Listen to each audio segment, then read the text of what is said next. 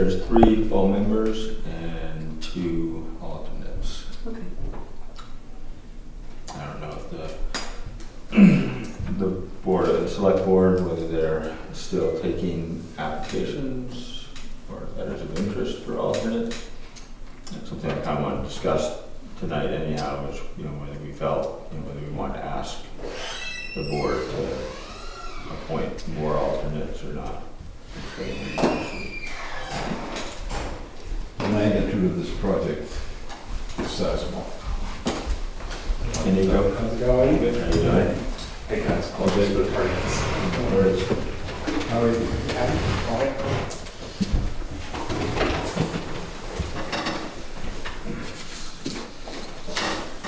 Let's get started already.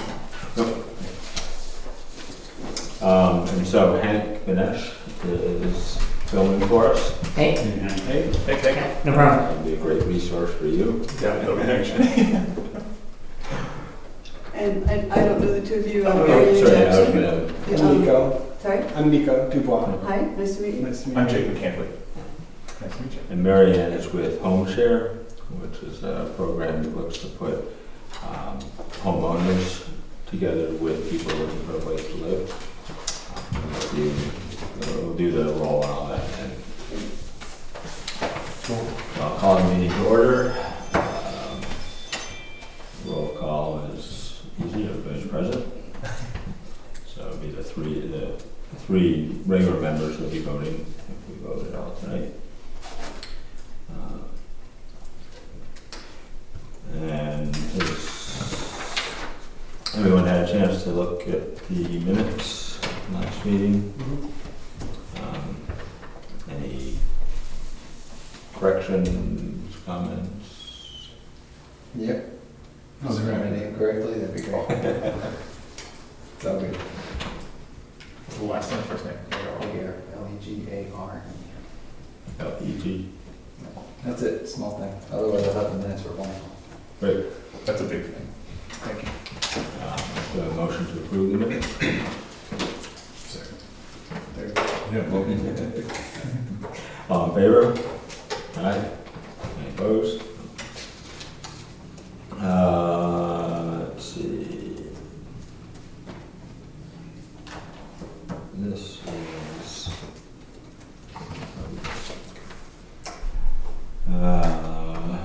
Hank, did you have any comment? Nope, not at all. Anyone have a public comment? You can always comment as a non-board member if you want. That's something that's not on the agenda. Okay. So, Dr. Marianne Jackson is here representing HomeShare. And if you'd like to. Explain, describe it. Yep. Several years ago, I started through the Gibson Center a home share service that spectacularly failed because it opened 3 months before COVID hit, and you can't exactly interview and start placing people in people's homes with COVID. But we learned a lot of really important lessons, and we are starting up again, very, very small, but with the model of approaching employers to see, because we keep hearing somebody has hired somebody that then they don't come because they can't find housing. So the model is, as Scott said, you have hundreds, literally, in the valley, bedrooms that are just empty. People have large homes with empty nesters, or they're just, the farmhouse is still in the family, but barely. And what we are trying to do is, one by one, get the word out to homeowners how this can be done in a way that is private and safe and secure, and pairing them with people who have been vetted by the employer. So in other words, if they are good enough to be teaching your kids, or being the lab tech at the hospital, or who our employers want here, then they have had the background checks, they have the income security, they have an identity as well that the homeowner can feel good about. So starting a few months ago, some of you might have seen the column that I put in the Conway Daily Sun, which generated several phone calls, and we've made four matches just in that period of time. One employer in particular had the interns for the Mount Washington Observatory who were here for the summer. Well, when you tell a homeowner that I have a PhD candidate in astro, Arctic, atmospheric, well, that's very different than saying I've got somebody who just can't find a place to live. So we're starting with very reliable, very secure kinds of renters to keep opening up the doors and helping people get used to the idea. And then once the idea hits, they go, oh, well, yeah, I remember Uncle Frank lived with us for a year when he was trying to get his feet on the ground. Or they start telling the stories of other people that they've known who shared space like that. Is it the answer to the housing problem? Obviously not. But it's a tool that we have that's immediate, that doesn't take any permits. You don't have to do zoning, you don't have to do anything to allow someone to share your space. And one other thing that I mentioned is that New Hampshire, unlike any other state that I know, already has a law in place that says the homeowner relationship is not landlord-tenant. So the homeowner who's sharing space has the ability to evict, if you will, or ask someone to leave, and they have to leave within, I think it's 7 days, maybe 14. But you avoid the eviction process. But if you've done the homework correctly, which I can help people with, you're making secure relationships. So in talking to large numbers of people who've done this across the country, and in our own experience, we've never had anybody who wanted an eviction. I mean, they like the people. They make a relationship with these students, physical therapists, teachers, you know, that they're feeling good about helping them get affordable, very affordable housing. Is it right for people with big families or that kind? No, but it's at least it's a step. So I would. Do you have anybody in Jackson, any homeowners in Jackson currently that are either doing it or looking for? Not right yet. There's a person who's right on the border of Jackson and Unionville, so she's almost technically in Jackson, but I would love to find a way to bring more awareness to our Jackson folks, because like I say, it's for me, it's as much an economic model as it is because of my previous association with the Gibson Center, people think this is all about helping old ladies stay in their house. And yes, it does help older adults who have the high property tax with the fixed income stay in their house. And it's companionship and it's those things. But it's a good, secure economic model as well. So I would love to reach any of the homeowners that might be interested, and I would love to walk them through it. And there's an active program in Vermont, right? HomeShare Vermont is in Burlington. The most successful programs have been in college towns, so you can imagine faculty and students who get together. Maine is doing something interesting, which they passed through their housing coalition at the state level, a bill to pilot. I don't know if anybody's familiar with Nesterly, if you've heard of Nesterly. It began about 7-10 years ago in Boston as an online match, housing.com kind of a thing. Again, lots of colleges. And so she was going after that market. Very, very successful. She's now in Ohio, but what they did in Maine is hired Nesterly to set up 3 pilot programs that are in Saco, maybe Bangor. I'm sorry, I don't know the locations, but it doesn't matter. But they are doing a very big push to try to bring HomeShare to normalize it in Maine. So it certainly can Google both the Home Share Vermont and Nesterly as two different kinds of models. Home Share Vermont involves social workers, and they get very involved in lots and lots of support. They have an enormously huge budget. This model is really low-key. I know how to help people interview. I know how to help them ask all the right questions.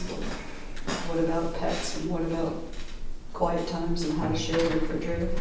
And then once people make the decision to live together, I'm out of it. It's their business. And when you talk to businesses, have any been willing to secure rent? In other words, if you're working with a particular business, say Storyland, for example. Okay. I'm sure you probably have lots of. I haven't reached out to them yet, but that's a great idea. Yeah. Would they be willing to secure the rent for anyone taking advantage of the program? In other words, if the homeowner is even more confident of being paid. It's a model, that there's certainly a kind of thing where you can ask. If it was the hospital or SAUs or something, I would say no, because you're got income secure. When you say secure the rent, you mean pay for it? Well, if the tenant doesn't, then yeah, and it would be, it'd be part of, I guess, almost a contract between the business and the home share program. But for example, Mike Mallett is building some workforce housing up behind Red Fox. Okay. And I don't know if the rent will be part of the pay or the salary, or whether. We have tried to stay out of that, and the concept being if they're gainfully employed, certainly at the beginning, then people change jobs and life happens. The assumption is that they would no longer live there. I mean, if they aren't paying the rent, they can be asked to leave. And the police can come and actually say, you have to go. It would seem to me that if a business is going to be a partner in this, that they should come up with some dough to pay for offset part of the rent. That should be part of their contract. Well, and I know that I spoke with the Eagle Mountain House manager years ago and asked him, whether he'd be willing to cover a portion of the rent if his employees had trouble paying the local rent, because to him, having local workers, and at the time he had nobody that wasn't coming from either over by Chatham Freiburg or north of the Notch. Right.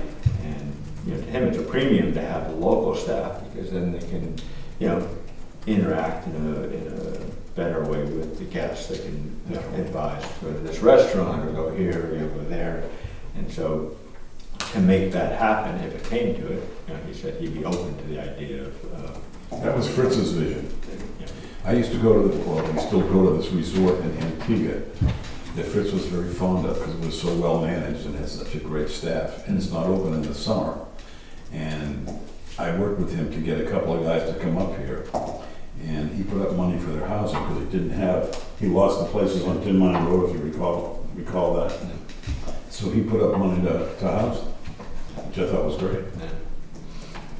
I haven't gotten into it, and I'm starting with, do you have reliable employees that you're willing to I think what you're saying is, how much are you willing to stand by that employee?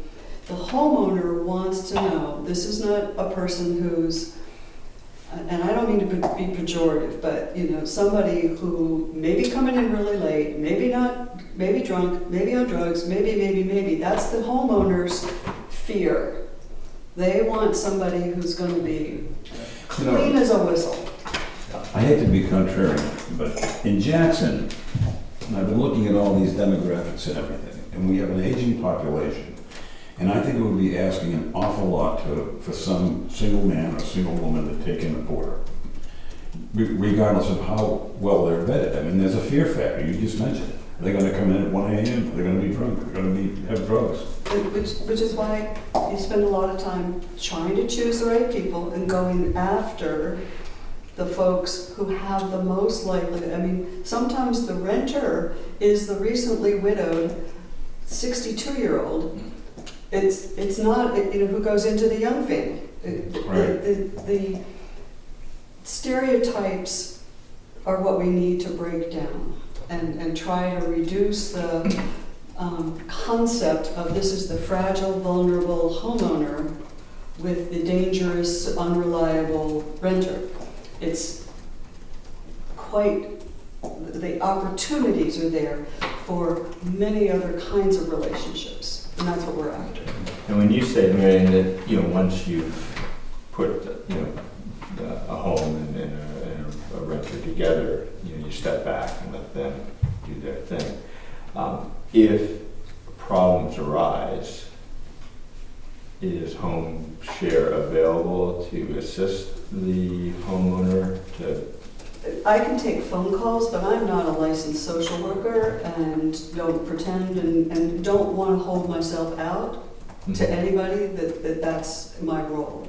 The first call is to Chris Rowe. It really is, it's to neighbors and friends and say, I'm having trouble here.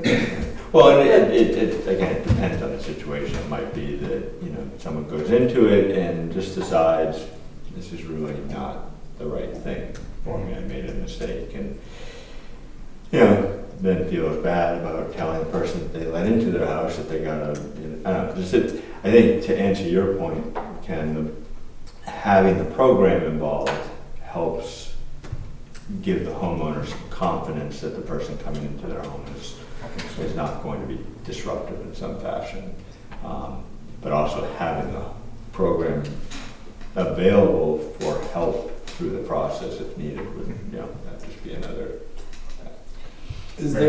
Are there any protections for the people who are coming in as well? Like, I could also see it where somebody comes here, like moves from California, say, to work here. Let's say they're going to work down at Bartlett, Bartlett Elementary or something, and they move into a house, and the homeowner, a couple months in says, for no fault of the person who moved in, this just isn't really what I expected, and I don't really want to do it anymore. Is there any way for them to get like a hotel room or something? No, because I have no money. Yeah. I'm not in anything. So no. We have to accept at some point that people make the best decisions they can. We try to ask the questions up front from the homeowners. Are you up to date on your mortgage? Or is the house paid for? You don't want somebody moving into a house with someone who's on the brinks financially, is going to sell the house out from under. We look at the house, try to make sure that the homeowner has the right concept. Do they really understand the entryways, the privacy of a bedroom and bathroom? Have they really made a plan and get it? But 2 months in, if somebody changes their mind, it's nothing we can do. We don't recommend leases. They're no con. It's really more, they can, and we can provide a standard New Hampshire lease if that's the way that their relationship wants to go. Does that then nullify the 7-day eviction? Sorry, no, that's it's more, it's a legal lease. Okay. But most of the arrangements are month to month, and you have them sign an unofficial, if you will, living together agreement that says people have thought through, talked about, envisioned ahead of time, what it would be like. But no guarantees. Yeah. I have 2 questions, and one I want to start with. I both benefited and suffered from a program like this, so I love seen it. it. It's on. Yeah, I was evicted and I sent a notice from some folks that was crashing on there in a little ski lodge out in North Conway. Some family friends just booted me in 7 days, and it was really rough. But then it landed, and where I currently am with somebody who was studying to be an accountant and working for the AMC at the time, and he was living with the then homeowners who then moved out and then just let us start renting the place as I moved in with him. So awesome process. I think it works, and it can lead to not just one person having temporary housing, but then 3 or 4 people, and I think it's been like 8 people who have since lived in that house are current I professionals. know the house. Yeah, it's awesome. Question would be I like, can guess the house. yeah, it's a good one. Questions that I had were, what are typical not term limits, but how long do people typically Oh, it's stay really in these interesting. agreements? It's, the average is about 13, 14 months. But like anything else, averages, the housemate I have now has been 5 years and no expectation anything's gonna change. Most of the people come, most of the arrangements are transitional. So in my own situation, I've had 20 at different times, home share people. And it all started, with my nanny, who was there for a year until she got married. I've had friends whose, marriages blew up in a moment and came. A babysitter whose house burned down. I said, I know where you can live. And then it became a regular thing. So most of the next series were physical therapy interns or physical therapy new employees for Betsy Donovan's Mountain Center for Physical Therapy, who stayed for a year, and then a teacher for Summit Achievement, stayed for a year, then decided to go back to grad school. So people tend to use home share if they're the younger folks, even the ones who, where the marriage blows up, it's a place to land for a period of time. And then most often find another arrangement. But not necessarily. Some are very long term. Cool. It sounds like people sometimes jump between jobs when they're in these agreements. They're not necessarily tied down to you have to stick with a certain employer. Exactly. Cool. Exactly. And are you going to be doing any sort of outreach to promote the program? For the moment, I'm most comfortable with, like the column in the newspaper, and I follow that up with things like your Jackson Bridge and the E-News are not available to me necessarily, but I do that in Madison or in Tamworth and just start. It's word of mouth right now. I've got enough to do. I can't, this isn't a business, so it's slow, one at a time. Is it typically homeowners getting in touch with you, or are you getting in touch with homeowners, or is it? The homeowners potential have reached tenants? out to me, which has been really terrific, and sometimes it's a younger family member who says, my dad would really benefit from this. Could you come over and take a look and talk to him? Yeah, I'd love to. And then, the homeowners are the ones who've reached out to me. Do the homeowners get a chance to get to know the potential people who are gonna be living with them a little bit? Like, how does that process work? Once I describe to them who might be available, then a phone call is set up, that they chat, and the renter does not necessarily know the address of it's kind of the town. We've got somebody who lives near where you work or nowhere near. So they have a phone conversation first, and then a recommended home visit, and I can be there at that home visit if they want or not. Okay. With the interns for the Mount Washington Observatory, we couldn't. They were coming from Hawaii and Indiana, but the phone conversations ahead of time to the homeowners were sufficient. What sorts of people have not been success stories, not from a tenant perspective, but have you ever had a conversation with a homeowner and maybe they're like right on the line of potentially being a part of this program and they decide that they don't want to do it? Is there, I don't want to typecast people who are not sort of going through this, but I guess we're talking about successes. What are some failures, I guess? Right. Why would that be? I had one where, the man was 92, and it was his daughter who thought this would be such a great idea. he was a very active 92, and he was busy still going back and forth to Cape Cod and to Rhode Island, and, you know, wanted a life, and decided he really didn't want somebody, make the commitment to having somebody in his house when he wasn't there. He may call me back in the fall because he wants some help with wood stacking and some of those things, so we'll see where that goes. Take someone for a weekend. Yeah. Airbnb. I'm trying to think of any other, when it failed 4 years ago, it wasn't just COVID, but it really, I wasn't going through the employers first, and I was getting phone calls from people who could not easily be housed. Put it that way. You know, the person with no job, 3 cats, you know, right off the bat, that you're saying, I really can't help you. I'm not even going to try. So this is not an answer for all people who need housing by any means. This is really a particular slice. Does the home need to be occupied for this program to work? Most of the time. You know, not necessarily, in other words, but it's a home sharing, so the homeowner has to feel confident that this person is in their home. It's not like a separate ADU or apartment, but once that person's in, how much the homeowner is there or not is up to them.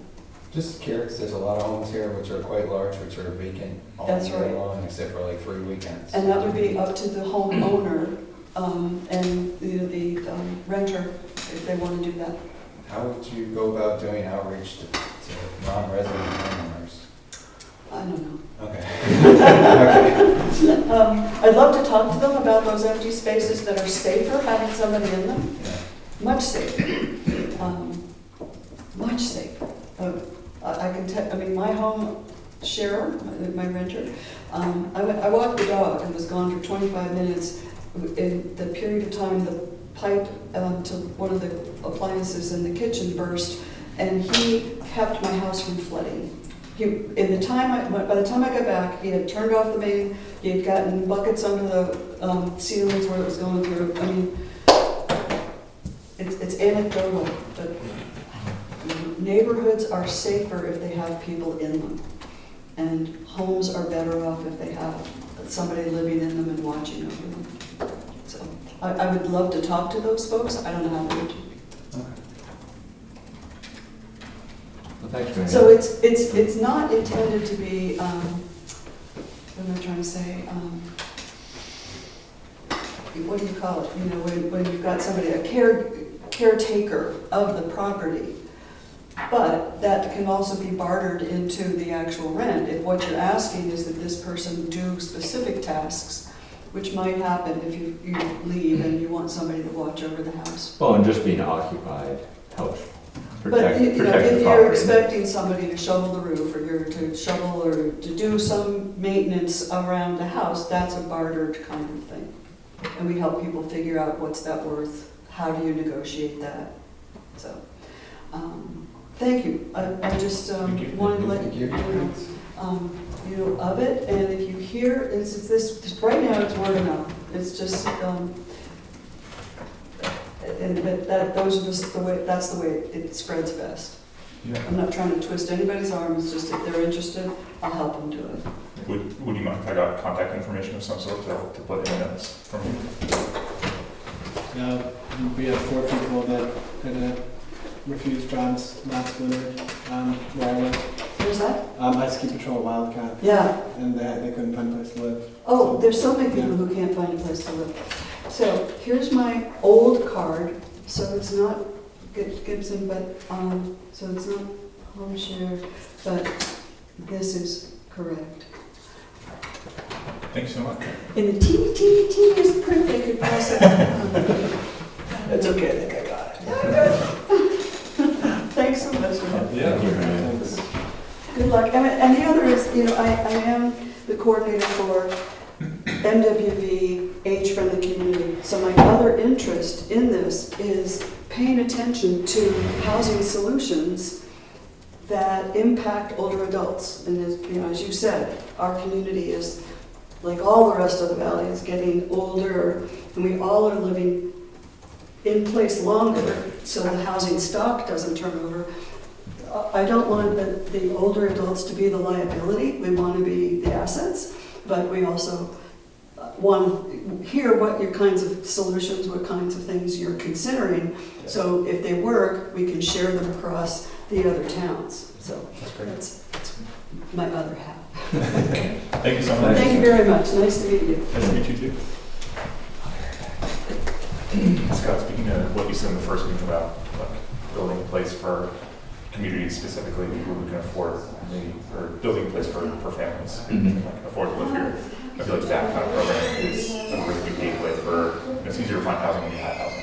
I've always found that to be true. Yeah. And so Yeah. if you're Time to look. exactly, yeah. If you're a caretaker for a summer season for 3 months, it's way easier to find a permanent place to live, whether you're buying or renting. So that's awesome.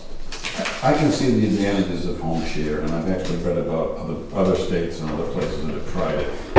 And let's be honest, it's not a smashing success. But I think the greater question is about the charter, our own chart. Are we looking for short-term rental workforce housing in the town of Jackson, which I would suggest is going to be very, very difficult based on the research I've done with the state? Or are we looking for solutions where we can get permanent housing for people, with the theory being would like young, married people, kids, get some youth in the town, and let's build a future for the town of Jackson. That, I hope, is what is more of the charter that we have. Although I do see a great need for what she's doing. Yeah, and I guess why not both? Why not? Yeah. I don't disagree. For sure, yeah. I think in one way, like the first being something that leads to the second. The first being like the short-term housing leads to the long-term housing, but then also, you know, like we talked about, there's not going to be a silver bullet if we divide and conquer and have like a 6-pronged plan. I don't want to divide, like spread ourselves too thin, but I hear you and I agree with you. Yeah, it's, the state of New Hampshire has some great programs. Okay, they provide $10,000 here. They say, well, we got great mortgage rates. Yep, 6.5% to 7.5%. That's great. Somebody's mind anyway. And Well, it used to be 10, remember days ago, it was 10. yeah, 6 was unbelievable then. yeah, and they've got parameters based on, you know, the median income for Carroll County and so forth. But the wait is 8 years to get on the list.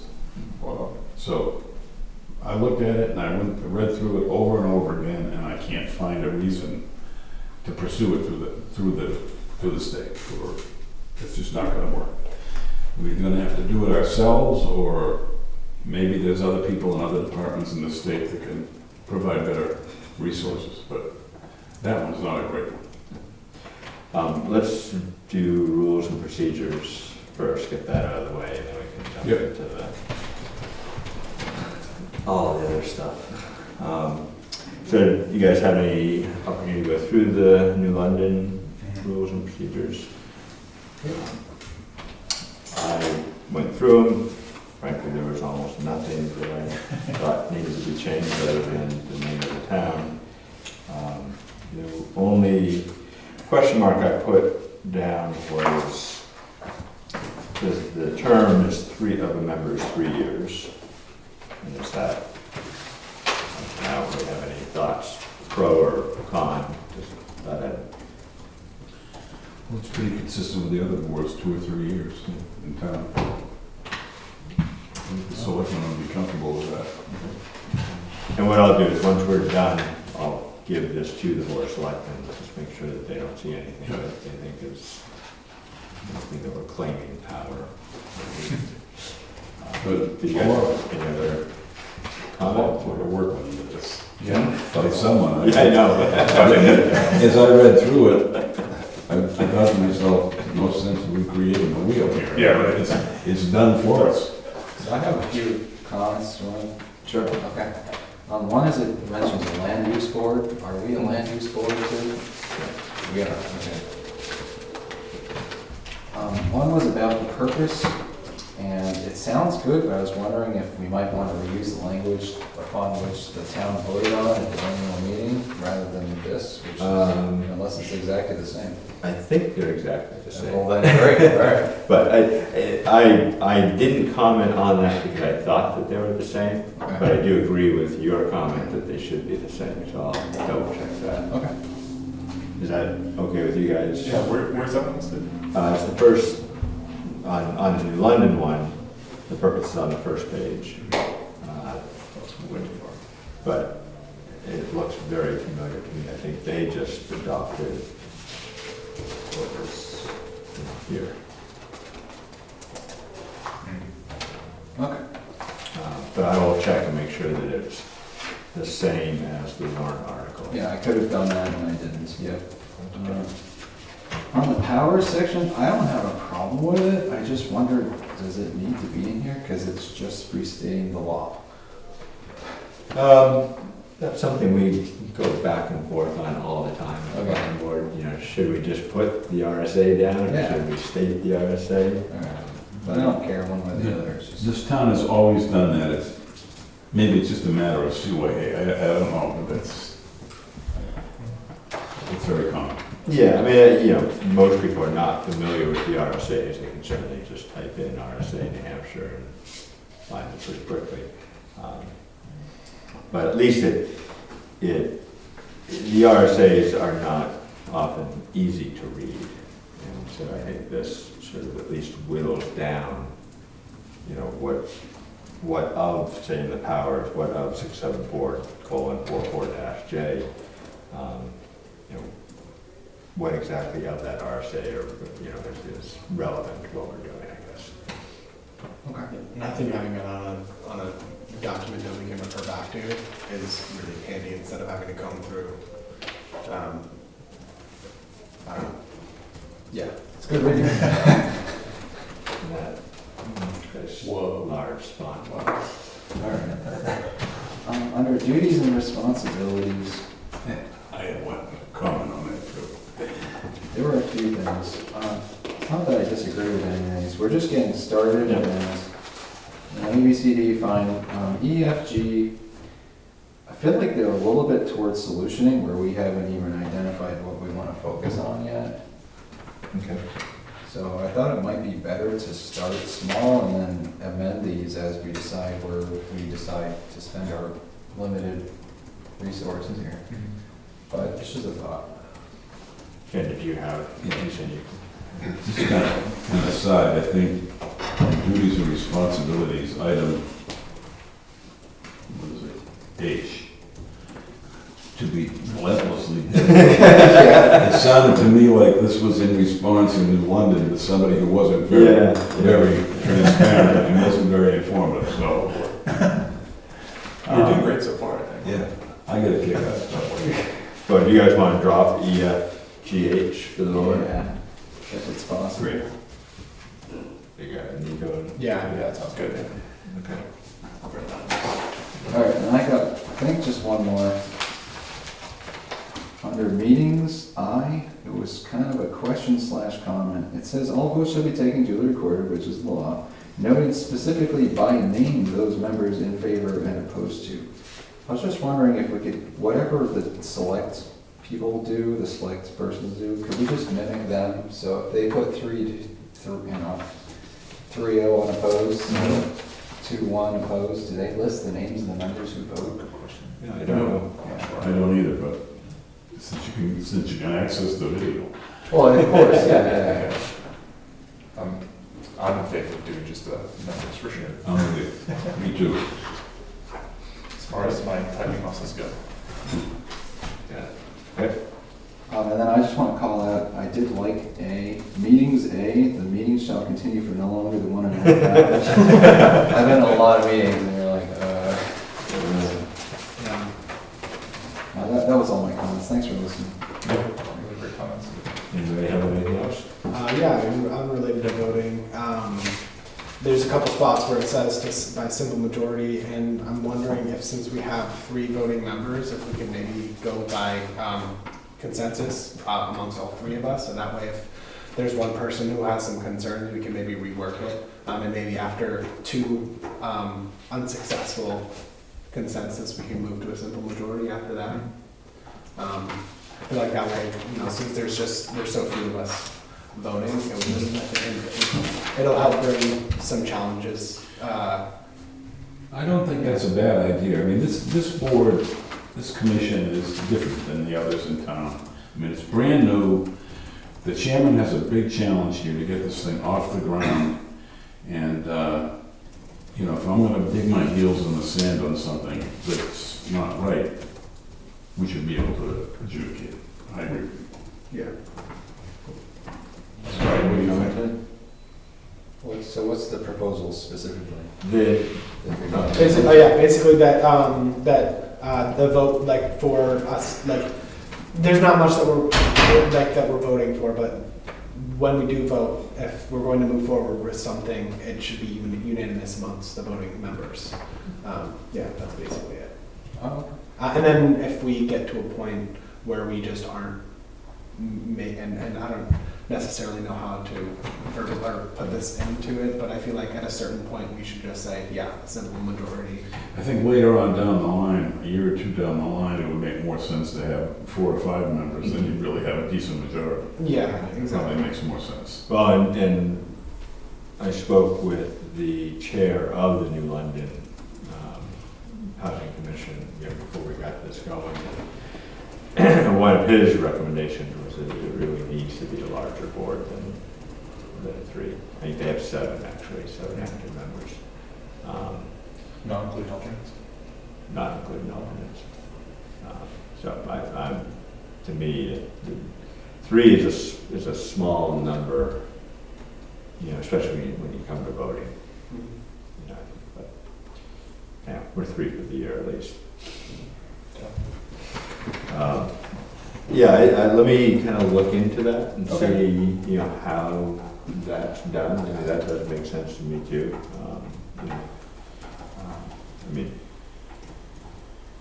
I think for the most part, there's lots of different avenues we can pursue, and so I'm sure that we can find some that we're all, unanimous about pursuing.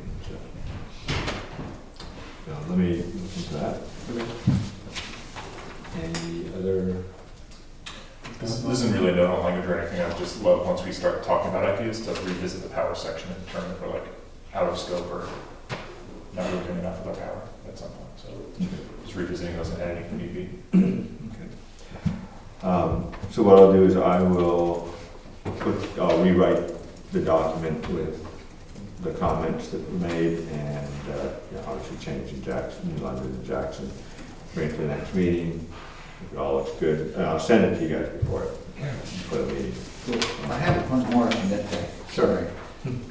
They used NL, New London Housing Commission, LAC, they don't want to write it out. Can we just not have another acronym in the Sure. Yeah.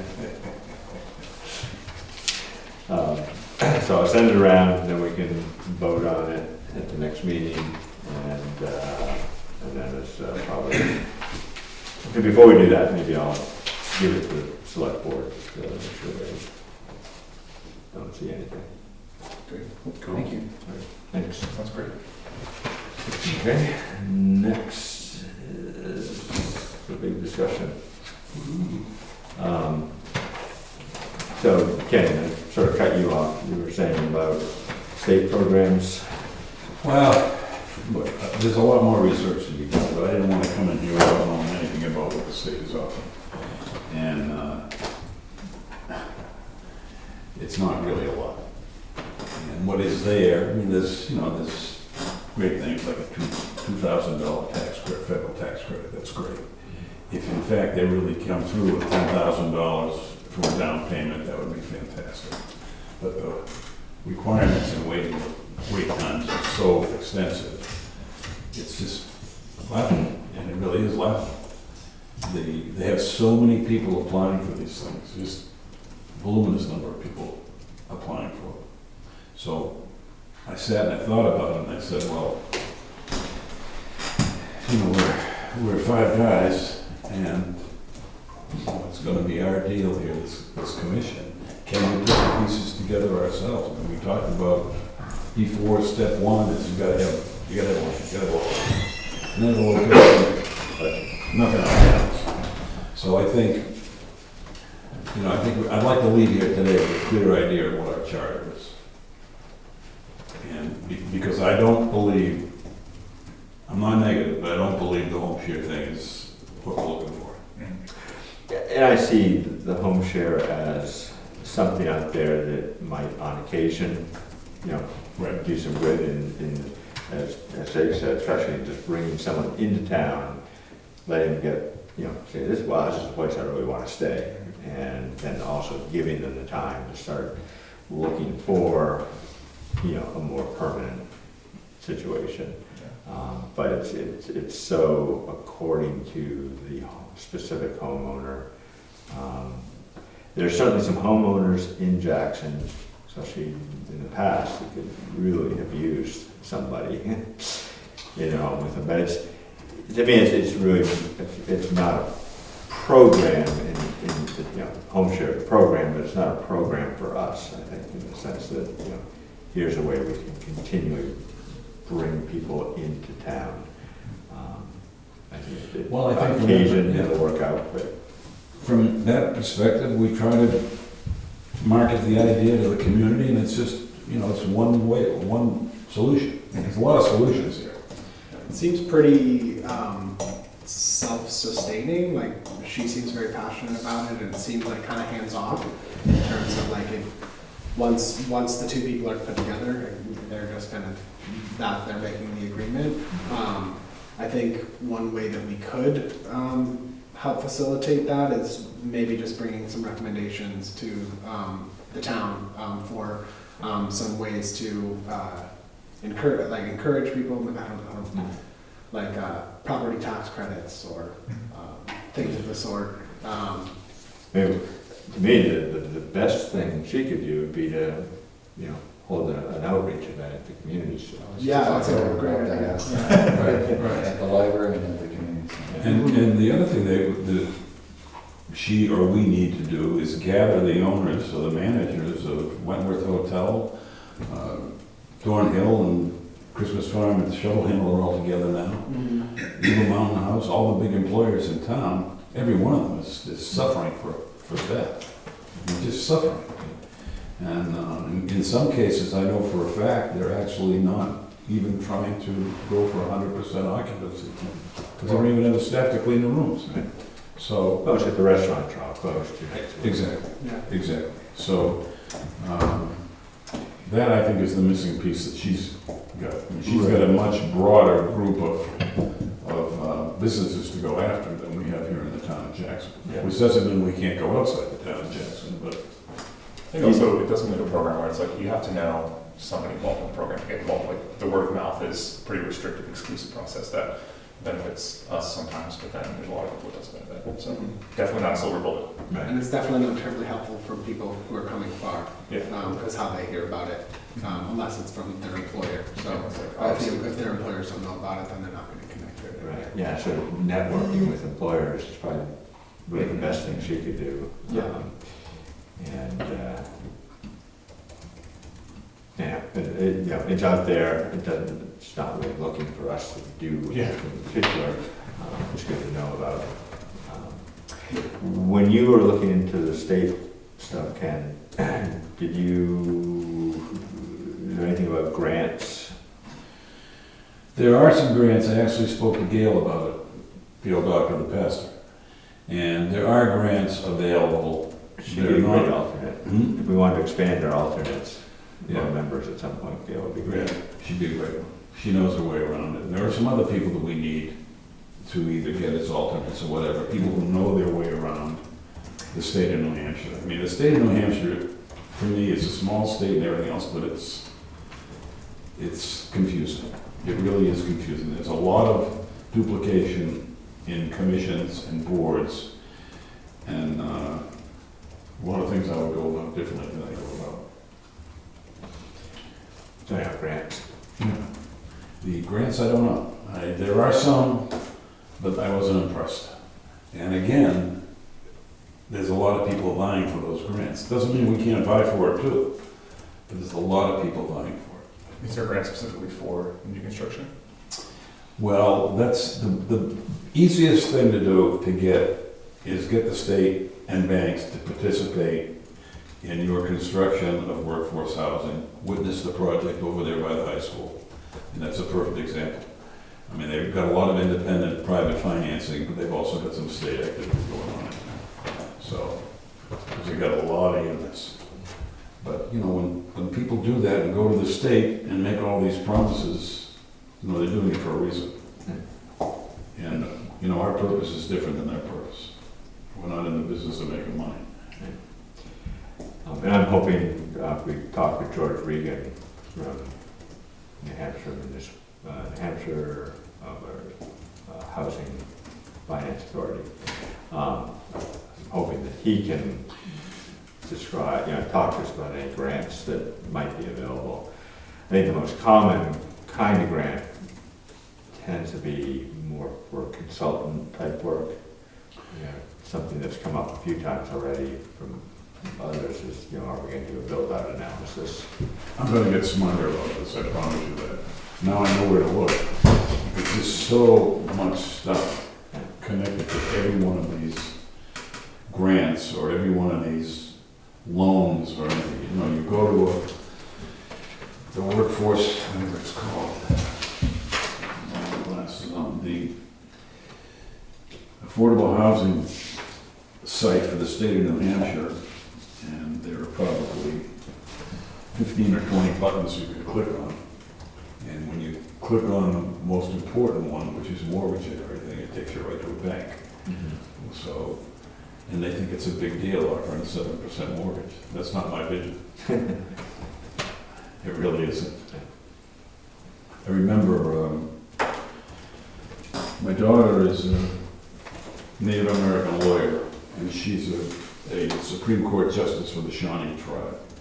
And one of the things she did for the Shawnee tribe, which granted has different advantages because they're through the Bureau of Indian Affairs, but they got the state of Kansas, I believe, Kansas or Oklahoma, to put up money so the Shawnee people could have a down payment on a house. I mean, really, that's one of the biggest barriers for a young family, a young couple to get a house is they got to give a down payment. And because they don't have a down payment, the bank looks at them and wants to charge them a mega rate.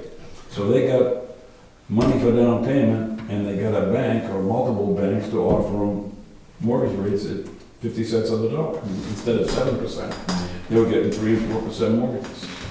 So, you know, that's the kind of thing I think we've got to think through and find. And it might be that, yeah, my wife and I actually have 2 mortgages now that we're holding. Because, you know, you're giving someone a mortgage for a home in Jackson, you're taking no risk whatsoever. Because the property values are just... It's ridiculous.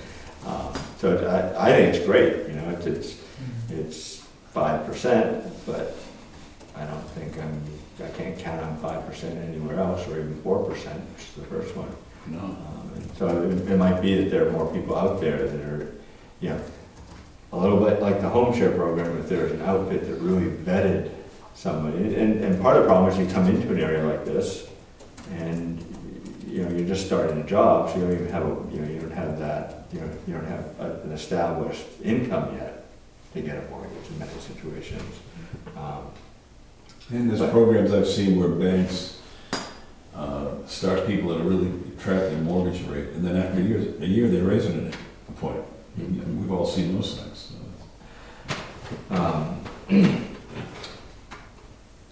Well, so I think that there are some well, we talked to George, see what the finance authority has. I think they do have some support available, but like you said, it may be, you know, a long line.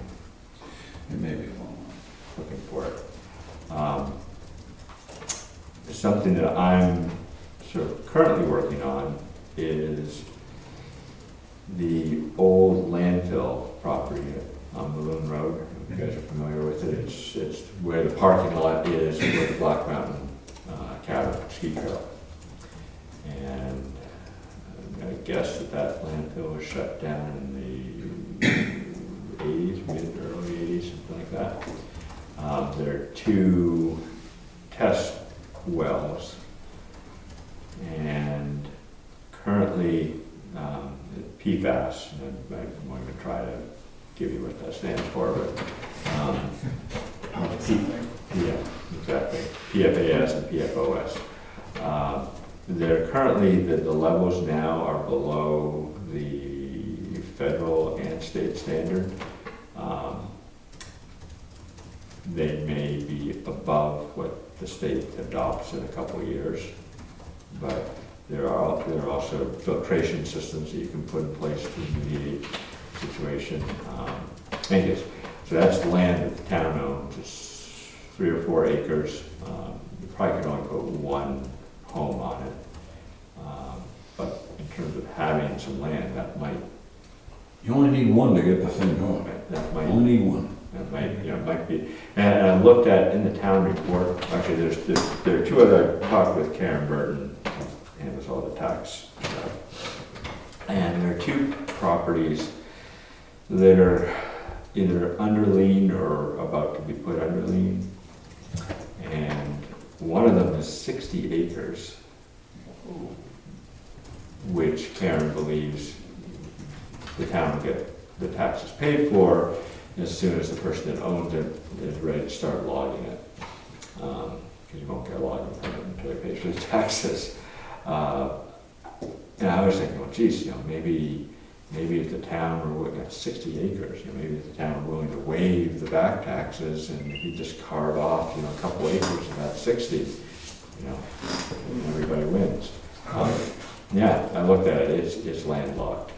We could also maybe have him log it, so we don't have to clear it. Yeah. So he can log it, Yeah. and it's ours. That's a good point. Right. What I have to look into is, it's landlocked. So at the moment, he could not even subdivide it to give us the land unless we put a road in, and that's assuming if there's a right of way to it in some fashion. So I'm gonna look further into it. There's a half-acre piece on Balloon Road, or off one of the little roads that come off Balloon Road. I went and checked it out. I also spoke to Huntley about it. Which one?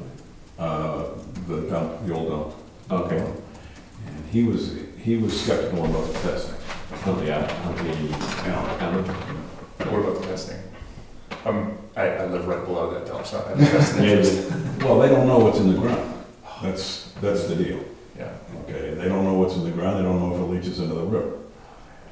Might as well tell the truth. That's Yeah. But they do have 2 test wells, yeah. and the levels are like in the 7 parts per trillion, I think it is, mg per liter or something like that. Federal standard's like 10. State's probably going to go to 3 or 4 in a couple of years.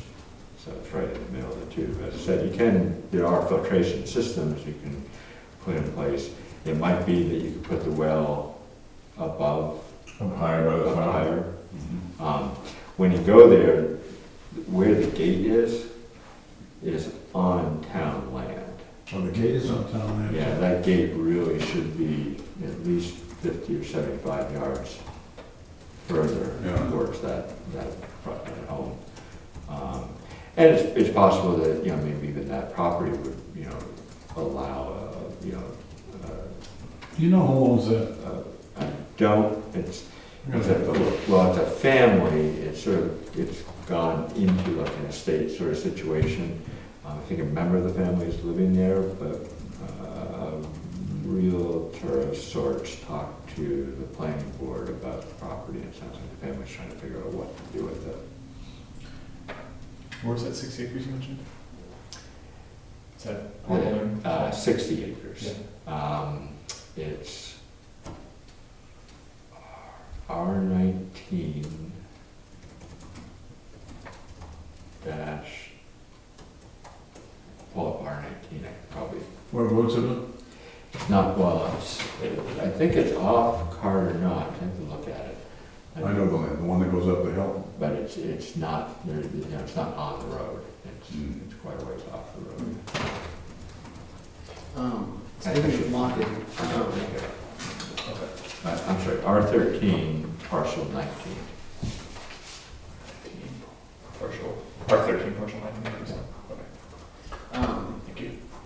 speaking of logging, I have no idea who is logging off of Dundee, but it's not uncommon for people who own logged land to sell it off after they've logged it. And I don't know what the process would be to, I feel like there's a lot of opportunities on Dundee Road for, if it was not a seasonal road. Yeah. Well, and one possible opportunity, there's a family of Beals, I don't know. If you remember. Yeah. They gave up, well, they didn't give up, I think they in part sold, but it was like 1,500 acres that went to National Forest and most of the upper Saco Valley Land Trust. And I talked to them, we were interested in if they were willing to talk about some part of that, going for housing. Everyone seemed to be like, yeah, sure, we'd love to talk about that. And then because the process was already going, I just kept trying and I just could not insert myself into that. Yeah. But when I looked at it, there appeared that a lot of it is not really. It's a lot of wetlands. Yeah. But there appeared to be one piece right at the top of Dundee, right by the gate. And I couldn't quite tell which side of the gate it was on that looked buildable.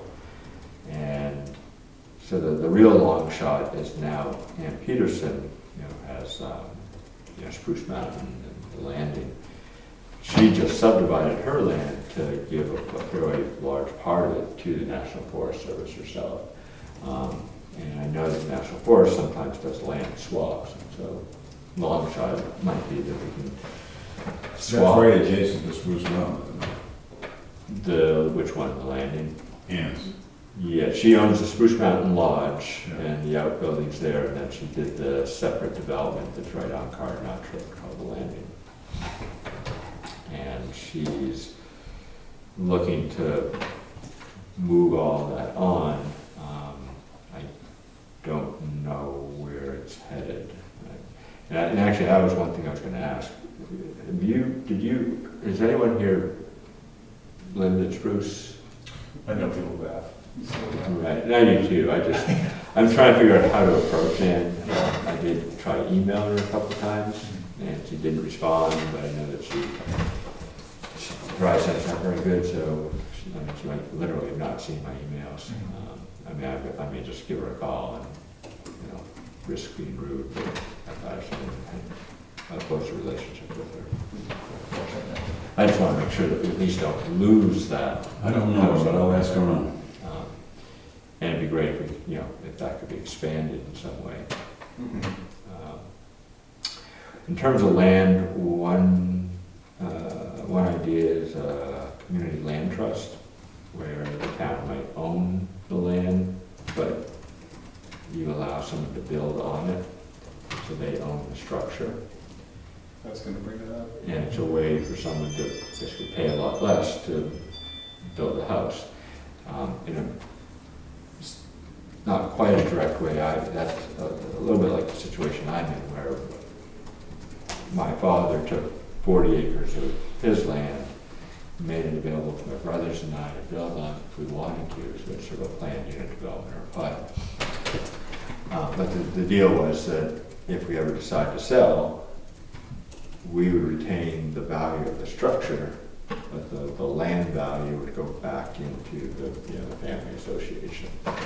And so this would work the same way, where you would give someone, say, like a 99-year lease to build on a piece of property that the town owns.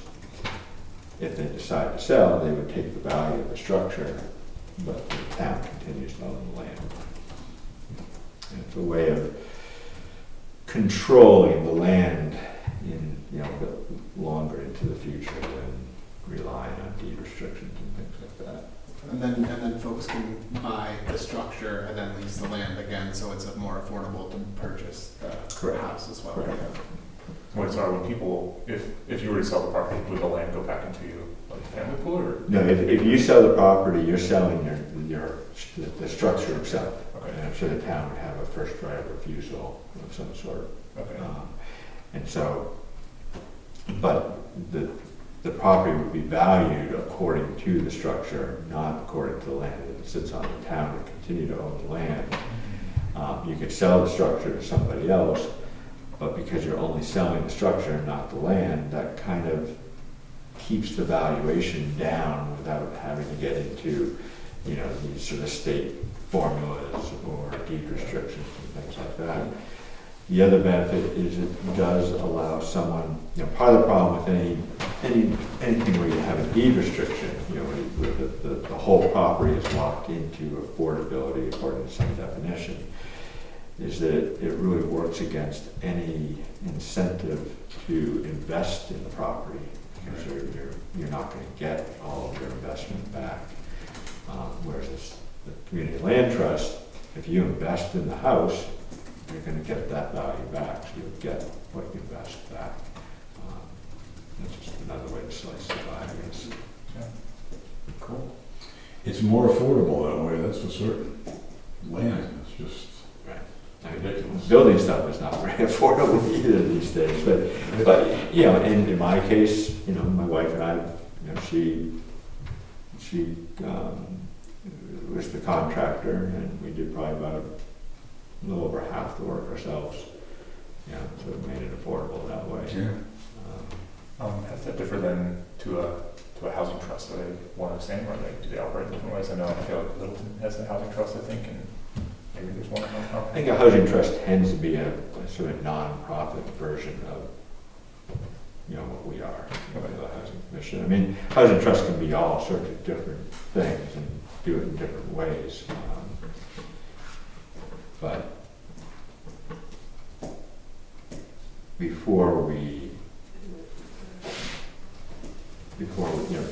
the idea of a housing commission came around, that's what we were sort of talking about, you know, some sort of housing trust for Jackson. And there was a nonprofit that was active for a year or so. Was that being a viable solution to housing needs? No, it just kind of COVID, you know, like the same with Marion, you know, COVID kind of ran into it. Yeah, just, you know, I think we're a non-profit. There are some communities where a housing commission like we have will then in turn work with a nonprofit. Where the nonprofit will then do the legwork. You know, they might, not that we're necessarily going to do this, but you know, the housing commission can hand over a property. So, you know, the housing commission is not a landlord and all that kind of stuff. It seems like it works better with scale too, when the larger housing. I think the J-Home was the nonprofit, and I think it just never really got the momentum it needed. My hope is that a housing commission has a little bit more credibility than just a nonprofit that, you know, someone starts, has a little more accountability and has a little more permanence. You know, a nonprofit can appear and disappear like J-Home kind of did. Makes sense. The housing commission seemed like a better way, at least for Jackson. I think it is. Yeah, there's opportunity for them to participate once they're here as well. Right.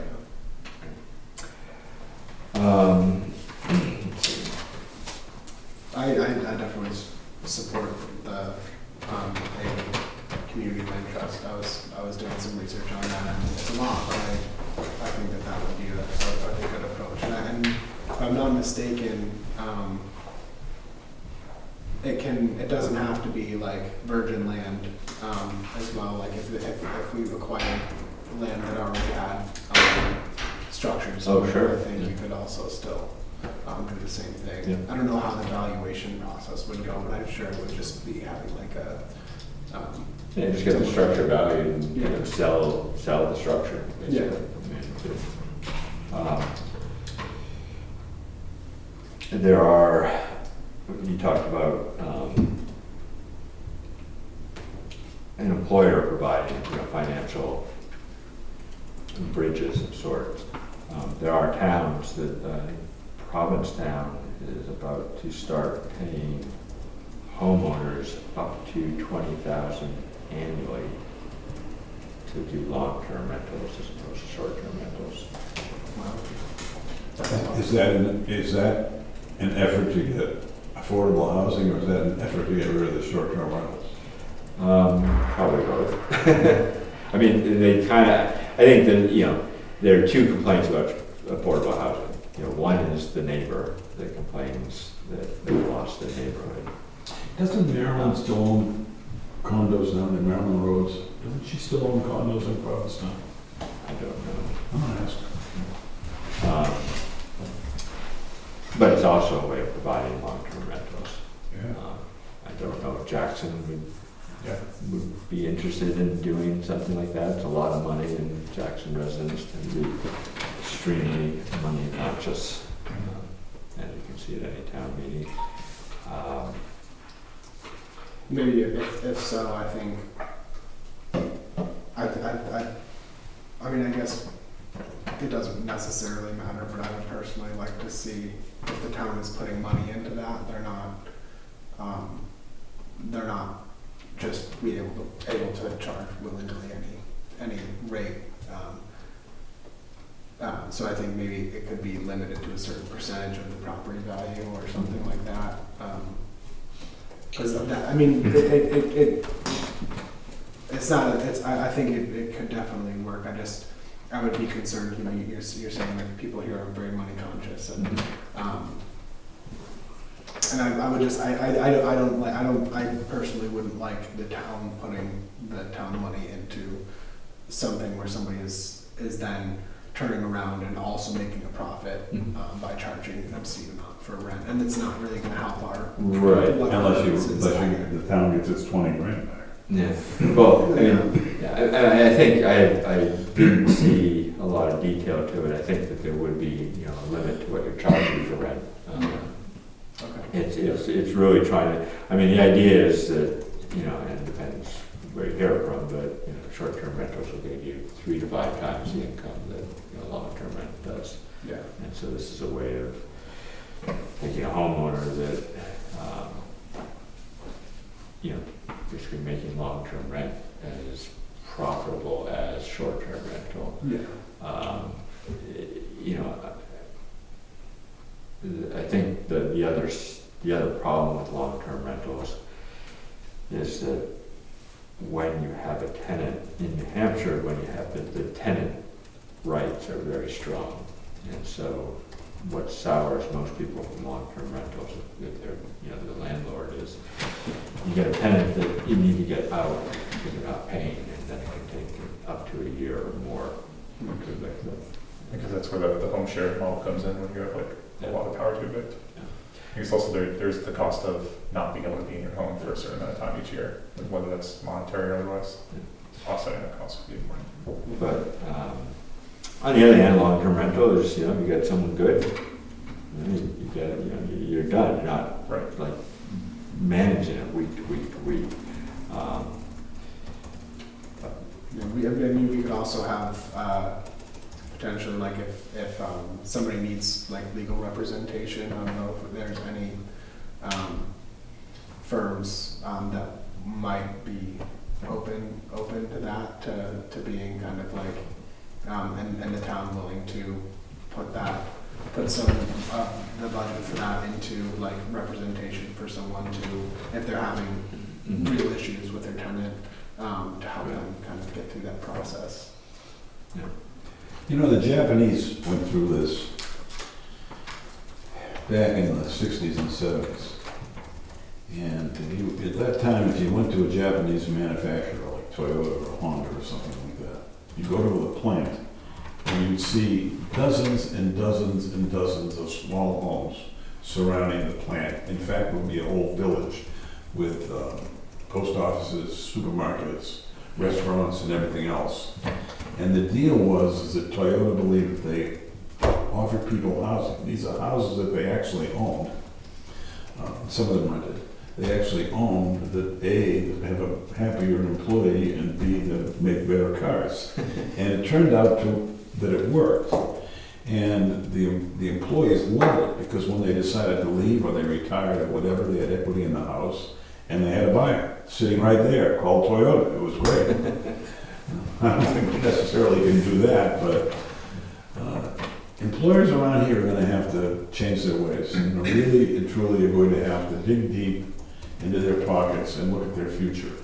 And the bigger they are, the deeper they're gonna have to dig to look at this. Otherwise, they're gonna struggle making money. It's just, it's a fact of life. It is. And on that point, I was reading through, take reading lightly, skimming through some of the reports, publications on the New Hampshire Housing website. There's some really good information there. Okay, so one of these is like a 200-plus page report called 2023 New Hampshire Statewide Housing Needs Assessment. Right, and in there they talk about, you know, the gap that's, you know, there's no rentals available, there's very few affordable homes, blah, blah, we all know that. But then talk about the other side of that equation, which is people aren't making enough money to afford homes. And it's the employer side of it too, so it's a two-sided problem in a sense. Yep. Well, and here we have so few professional career-like jobs in the valley. And, you know, when you look at our property values and you look at what people are making in a hotel or a restaurant, et cetera, Yep. there's a big gap. There was a table in here, I'll talk about that in a sec, but in the table itself, it had a whole bunch of different professions lined up. So, you know, engineer, restaurant worker, hotel worker, et cetera, right? And on the right-hand side of the table, it said, can they afford the median rent? Can they afford the median house? And almost all of them were no. And the few that could were engineers, or in some cases, there were people like professions where there were 1.5 people or more in a household who were of that profession. It was kind of ridiculous. Yes. The other thing I didn't see there, and again, I haven't spent that much time in it, but I didn't see them accounting for people working remotely. Right. And, you know, I'm a sales and marketing guy, and sales and marketing, you can, you know, high tech, you can work remotely, and you make a lot of money. You can make some money in that business, which is, you know, an ideal person for us. So on these reports, if you haven't read them, I would kind of recommend it. Okay, so there was New Hampshire, it's all New Hampshire housing. So there was a statewide needs assessment, housing needs assessment.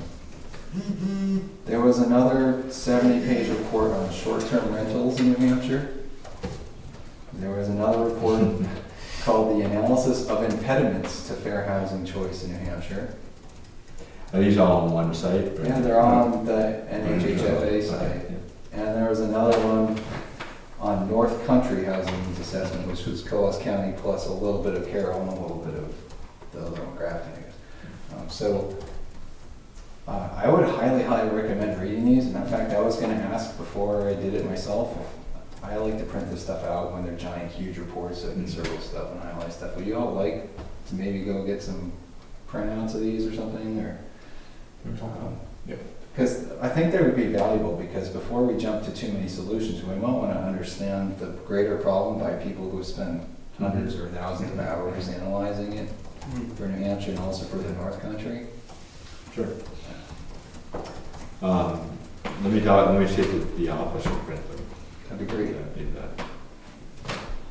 That's a good idea. They probably have some more answers, or further down the road than we're gonna get one. They make recommendations on what to do at a statewide level. They talk about state policy. They talk about all kinds of great stuff in here. They're pretty dense. That's why I don't have a report for you today. But Cool.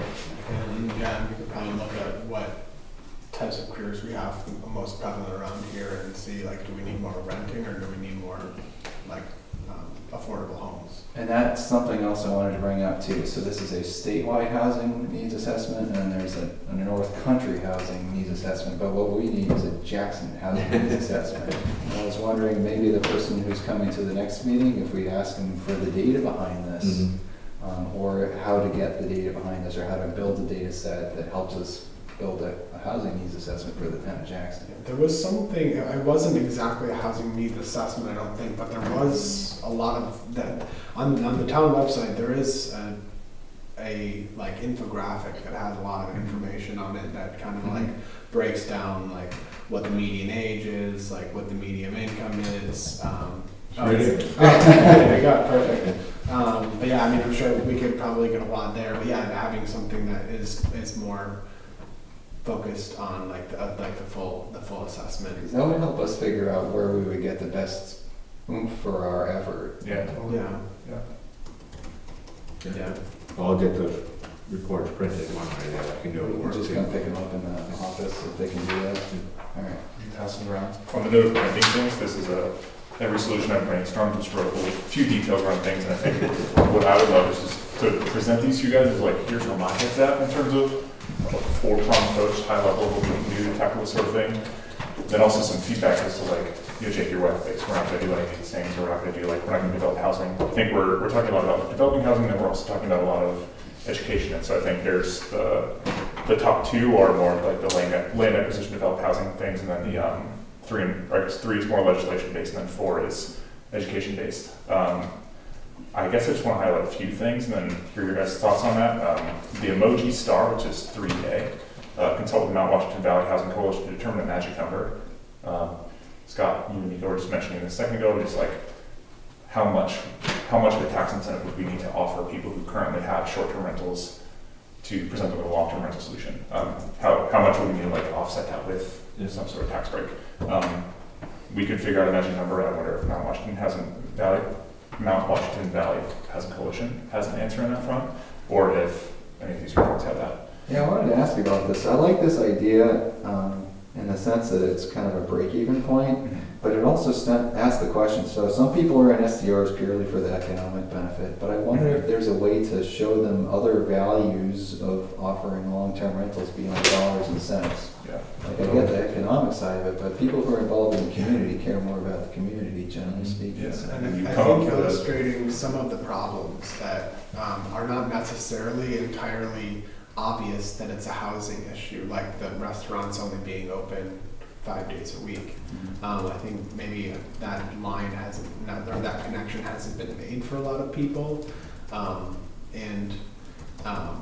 maybe, like, you know, some kind of like just getting people to understand like those economic impacts of short-term rentals. Like, there's a lot of stuff that's happening that is starting to look pretty detrimental to just Mount Washington Valley in general, because there's not enough housing up here. It's not always fully obvious, I guess. So it's not, talk about the ramifications beyond housing and beyond the economics of it, like for the individual renting out, but it impacts employers and that like. Connect those dots. Yeah, it's almost a bubble that's forming, like a short-term bubble. Just You know, there's a does lot of anyone money who right actually now. isn't in it for financial reasons? You have no idea. Do I know anyone who's not doing an SDR for financial reasons? Who's in it for other than financial reasons? Yeah, I guess what he's asking is like, how much do you think they're going to be motivated by these like soft pieces of motivation rather than cold hard cash? Yeah, like if people cared more about their community, would they be more willing to go, maybe I'll do a long-term rental? I don't know. Yeah, I don't know. The fireworks at the selectmen's meeting when they were talking about regulations were interesting at best. I don't know, well, you were probably there.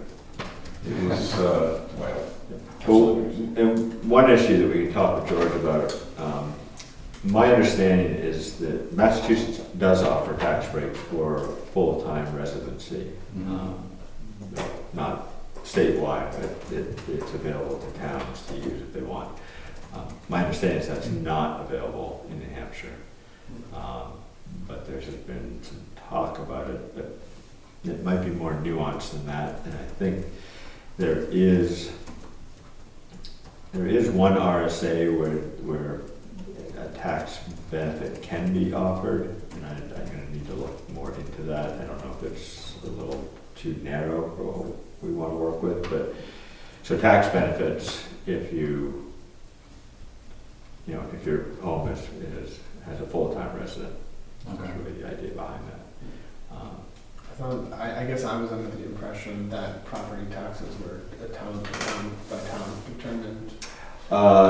They're determined in part by the town budget, but as far as I know, we can't offer a tax benefit to a particular class of property owners. Gotcha.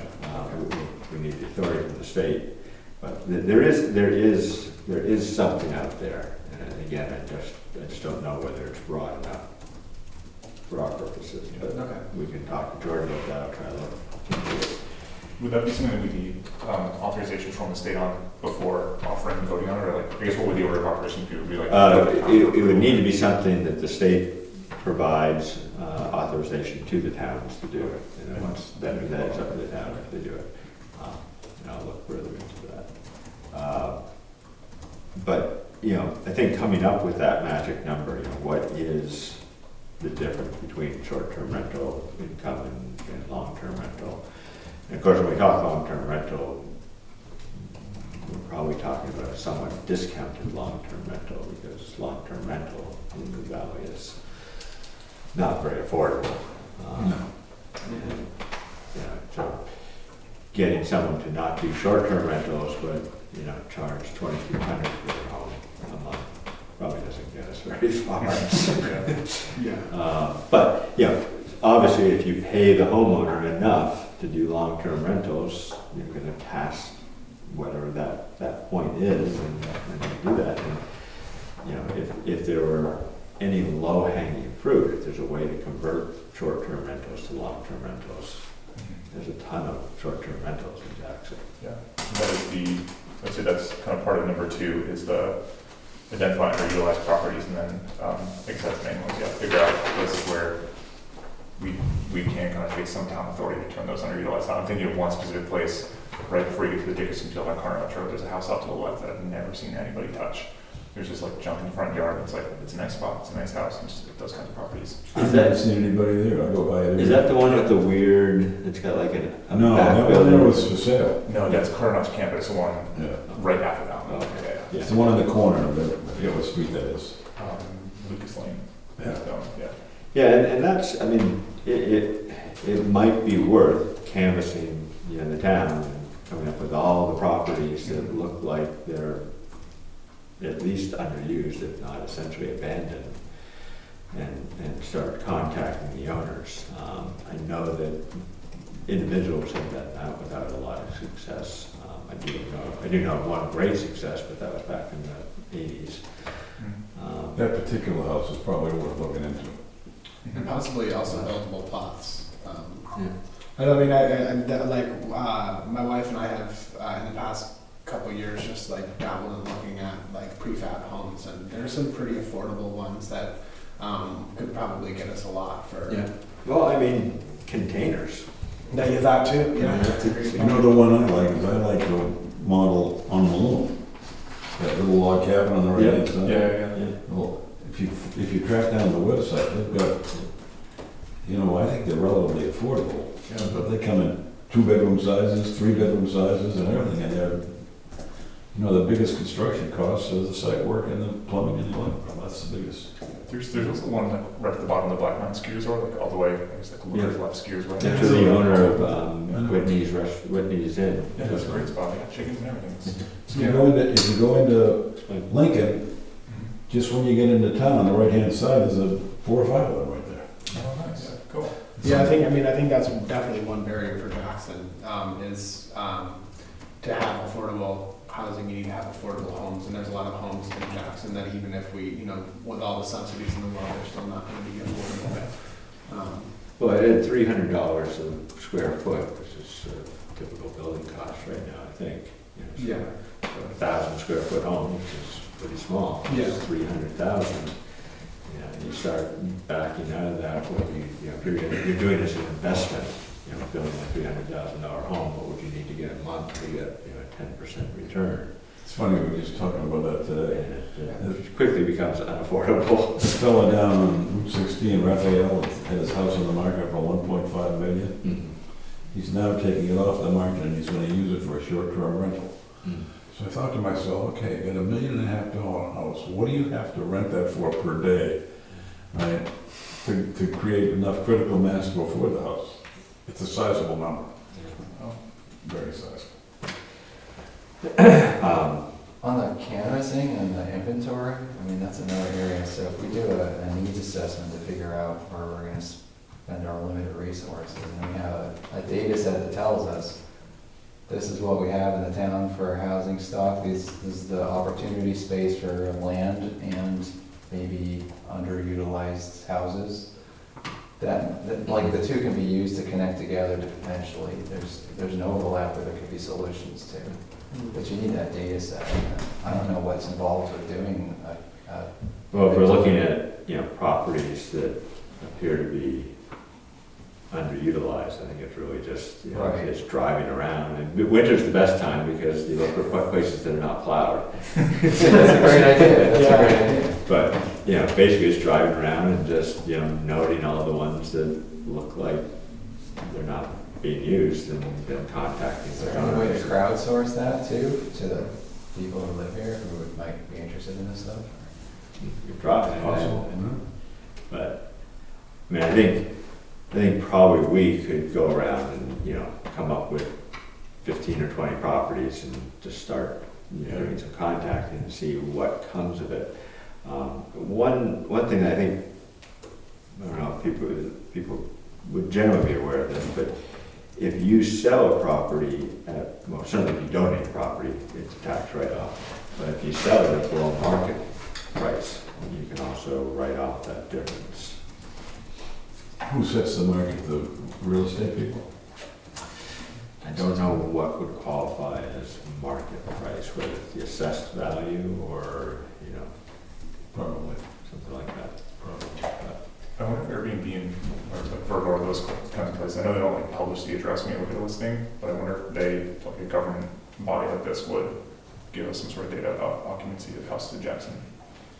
Be cool to see. There's AirDNA Your DNA, nice. is a website that gives you a lot of information. They'll tell you how many are in Jackson. When I last looked, which was a number of years ago, it was 110, 120. Okay. That's why I say it's low hanging fruit, short-term rentals. And by far, most of them are homes that are being used strictly for short-term rental, I think. Yeah, there's a few second homes that, you know, people short-term rent while they're not there. But there's a lot of properties that are dedicated to short-term rental only. So if there's a way of flipping those to long-term rental, you know, whether it's with a Couple ideas on that. One is, the town doesn't have the money to do this, but if there's some 100-something properties that are grandfathered or something like that, I don't even know the number, but. yeah, the way we did short-term rental, and some of us really felt strongly we needed to do something. Yep. But we also were seeing towns all around getting sued, and there was a lot of paranoia about you know, legal stuff. So what we did was we grandfathered Yep. the existing ones, and that, for better or worse, is really what made it work. Because it turned everybody that would have been most opposed to any restrictions to being our best allies. But eventually, a lot of those folks will sell their property, some of them will like it, right? They stay in there. Yeah, it's because of the conditional use permit. Yeah. It Yeah, I know what I'm goes saying. with the If property. there were a buyer in the middle between when they sold it to when somebody else bought it, who changed the deed and nixed that provision to this grandfather. Well, I think that they could, I think an owner could probably restrict the property themselves. Do you think any of them would do that for the benefit of the community in the long run? Like, they get the grandfather rule until they sell and then it goes away. If the town were to pay for Yeah, that. I mean, Yeah. it would have been a good idea a couple of years ago. Honestly, I think that opportunity's gone. Okay. I mean, Man, I was surrounded by them up on Juniper. That never told us. And that one on Tin Mine Road, the new house on the right-hand side that was built right before COVID, it was built specifically to be a short-term rental. Well, those people are from Rhode Island, and they own anywhere between 7 and 12 of them. And to answer your question, they're always all for sale. They're not advertising for sale, but they're always for sale because they want to take their profits and build another one. I see. Make their profits I and see. buy another one. That's the game they play. I see. And it's, honestly, it's a very profitable game. the way the real estate market has been. Your idea would have been a good one in the Yeah, beginning. really of it. good. Unfortunately now they're there, they're grandfathered, they're permitted, there's really, other than just the kindness of their heart. All right. Can we buy the permit off them or something like that? Hmm? We could offer some sort of incentive to. That's what I was thinking. Could Oh. you offer them incentive to change their deed or something so that it can't be, or take? We could, I mean, in the same way that, Yeah. the town could pay property owners to long-term rent and, give them that $20,000 a year or, whatever. Again, it's getting the town to Yeah. come up with the money. Right now is about the worst time to be looking to the town for money with the giant fire station. Understood, yeah. looming. And then I have one other idea, is kind of partnering Should with come. developers. This is Jake, you had this on here. There's a lot of condominium communities in the valley, not just in Jackson, that were built in the 80s. And a lot of them were never finished. They were started, there was the savings and loans crisis, they ran out of money, and they only had like a partial development. They still own land, which is still convertible today to have construction built on. And a lot of these condominium owners would love to share the expense of the common, what they call common property fees or dues, with more units. So there might be an opportunity to partner with a condominium that has some convertible land. Well, and Jackson actually owns, and I'm not, it's all kind of hazy, but there's the Dana Place. I live there, I know all about that, with Richard Levine. Yes. Yes. And so Jackson owns, I don't know if it owns actual land or the rights to build out a couple of units, because the tax is not being Yeah. paid. But my understanding is the problem is that it would put Jackson in a position where they're entering an association that they would not be in control of. Right. We have a big issue right now with the Dana Place property. The culvert's gone because of the last big rain. So- Yeah, I know that too, I own the property there. So everybody's using the emergency, Yeah. which has the 0 sight lines. I know, And yeah. I actually suggested to the select board that they can probably force that issue. That'd be great, actually. Yeah, but the Wildcat property, I mean, we talked about that last time. It's, like you said, it's a little hazy about who owns it, and the town might not want to build there, but there's buildable Yep. land there. But I know that there's other condominiums where if they had some sort of incentive from the town, that might be Yeah. willing to have another building put up, and even with conditions that it only be used for workforce housing or for long-term rentals or something along those lines. And so far as developers are concerned, there is. Did you say that Richard tried to sell recently? Yeah, Last time? 3 years ago during the pandemic. Oh, okay. Gotcha. There's a developer in southern New Hampshire, it's a husband and wife team. And I'm hopefully going to go down with a couple of people at the Mountain Valley Housing Coalition to talk to them. Randolph is the last name. Margaret and Robert. But Margaret Randolph, if you Google it, I'm sure you'll find it. And they do, we call it cottage communities, or it's like one of the developments, it's a fairly sizable number of units. But there's common land sort of in the center, and the units are all built, so they're facing Like a that. cluster unit? Yeah, but they're all facing that, parking's all around the perimeter of the property. You know, so you were talking about Dana Place up there, there's Whipple Drive, Yeah. and there's 4 units just like this with a deck in between them, and they all kind of face each other. It's a Okay. cluster unit. Huh, I've never seen that, but, yeah, so this is that on a bigger scale, where you have like a little, park almost in between. But, everybody's facing that park, everybody has a little deck, so it creates that kind of community, atmosphere. It's kind of like the place on the rail that's right behind the hotel that's being built, isn't it? Like Yeah. a lot of duplexes all just facing a little area. Yeah. Cool. Half of those are short-term rentals. Really? Just wondering, yeah. Half of them are for sale, I think, right now. They got a tough, well, it's not like they didn't know it wasn't coming, so. Was there anything else on here you wanted to talk about? I'm looking through it, there's a lot of thrown ideas go along and trying to format it so it can be presentable and kind of getting lost in my own notes. I think the one I'm most curious about is, what I'm curious about is very moment, is number 4. Is that something that we want to, which is hosting programs to incentivize long-term rentals, is that something that we want to put on our shoulders? Or it sounds like there's a number of programs in the area that are already doing this kind of thing. Is that something that we should just take off the list and not take responsibility for? And just opening your thoughts. I think having something at the Whitney Center and the library, like if we could get speakers who are very knowledgeable in the economics of it and things like that, I think that could be pretty valuable and probably wouldn't be too hard to organize. Cool. Because we lean on those folks who are already organizing those and Yeah, co-host it. yeah.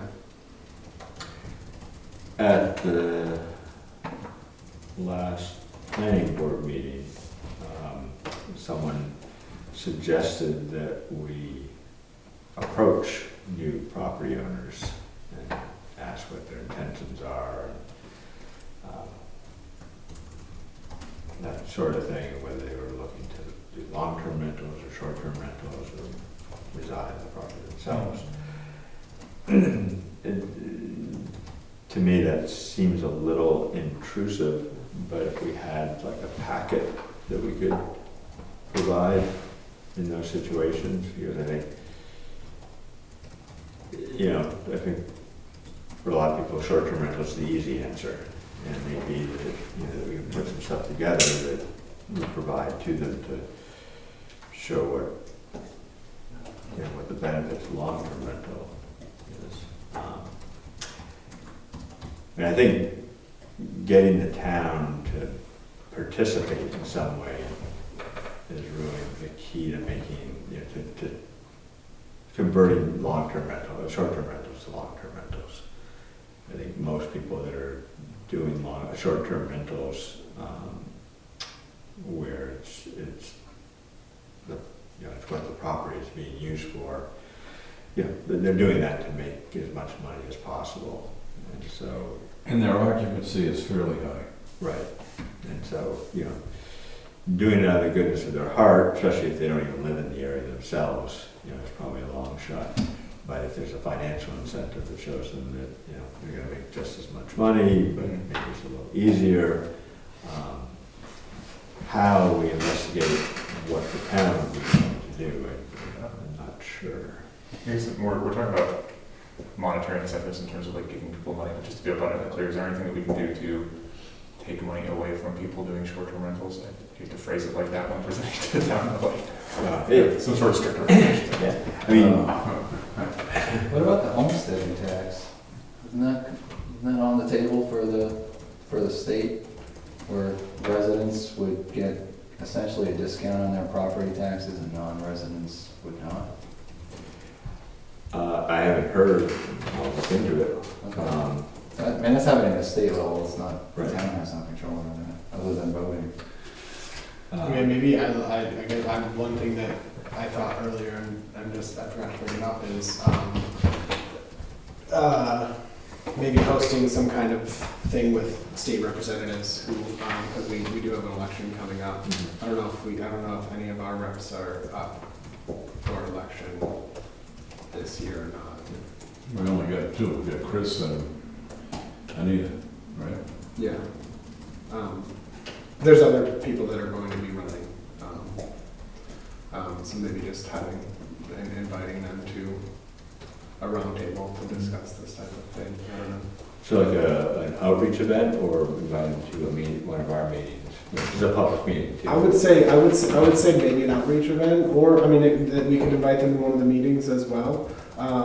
Just if the thought is if they are hearing some of these things, probably not for the first time, but maybe in a unique way here, they can bring that stuff to the table down there in Concord. So No, I think inviting them to a meeting would be great. Yeah, I'd invite them to a meeting first, and if there's any positive reaction, then you have an outreach for the town.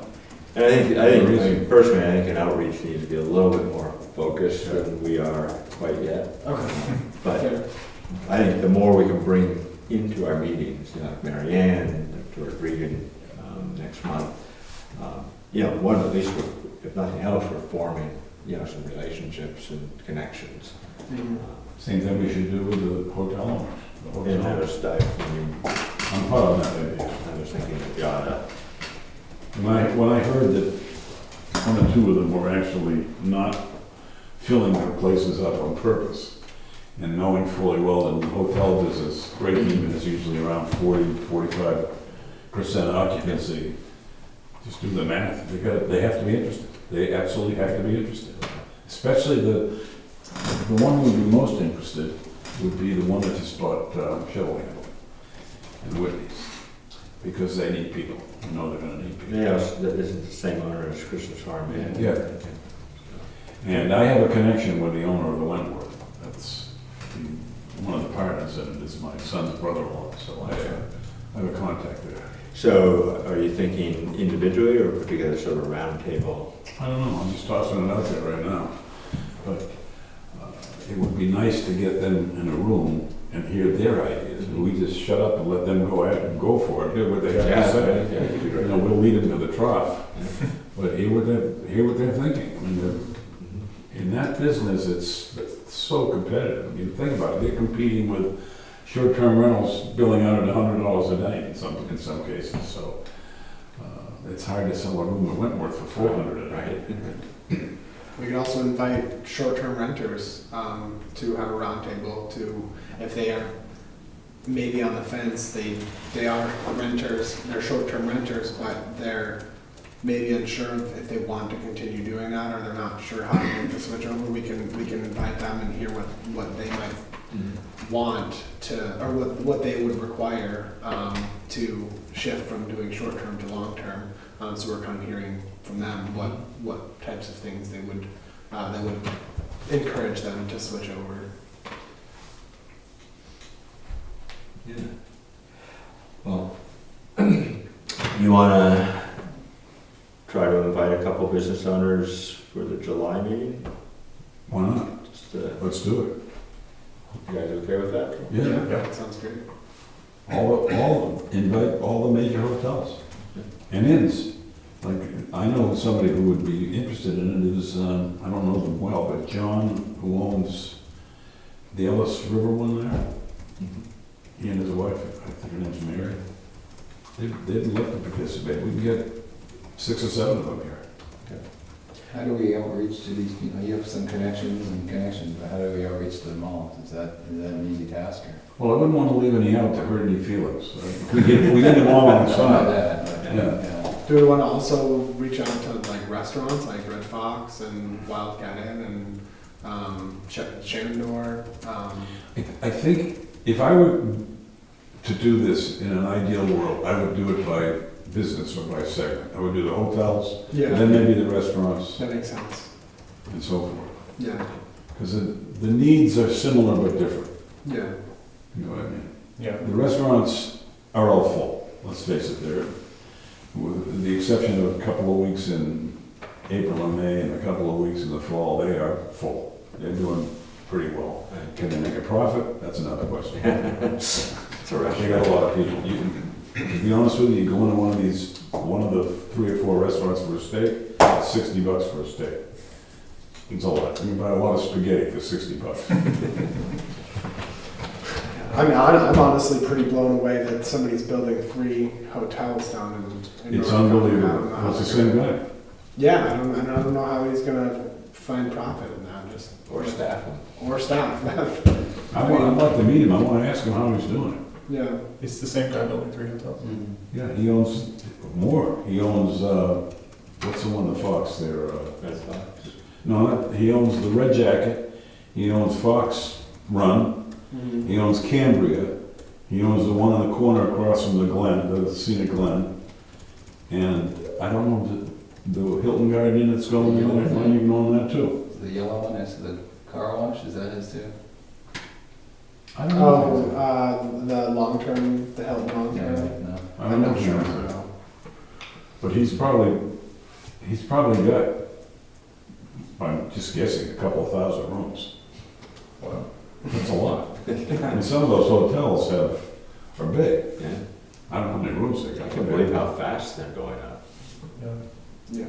I don't know. That one across from the Scenic Vista, when I go by at 5:45, they're already busting.